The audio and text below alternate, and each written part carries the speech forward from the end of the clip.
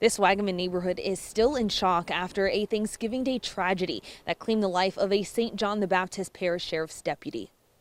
Shaquille Guerin was killed by his brother Thursday evening. This is just hard to believe. Neighbors tell us Guerin and his family lived in the neighborhood for over 2 decades, and they couldn't believe how the holiday ended. According to the Jefferson Parish Sheriff's Office, the call came in around 5:30 p.m. They say when they got to the 30 block of Marigold Lane, they saw Guerin lying in the street suffering from a gunshot wound.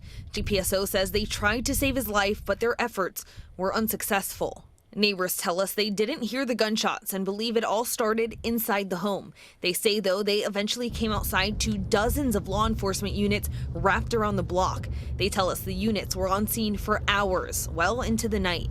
Meanwhile, JPSO says the suspect had left the scene. They said eventually, around 7 p.m., the suspect's car was found near the intersection of Lapalco and Ames, but he refused to stop. JPSO says the suspect eventually got out of the car at the 100 block of Jean Lafitte Boulevard in Lafitte and ran. They eventually caught up to him and arrested him. They also say they found a gun in his path. 32-year-old Darius Guerin was booked Thursday evening on second-degree murder, aggravated flight from officer with a motor vehicle, and obstruction of justice.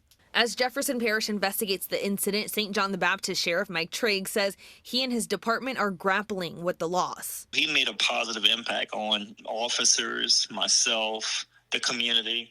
People calling me up saying, is that the officer that used to direct traffic for us at the school? He says Guerin has been with the department for 8 years. In 2019, he even won a life-saving award, even though Trigg says Guerin never did anything for the recognition.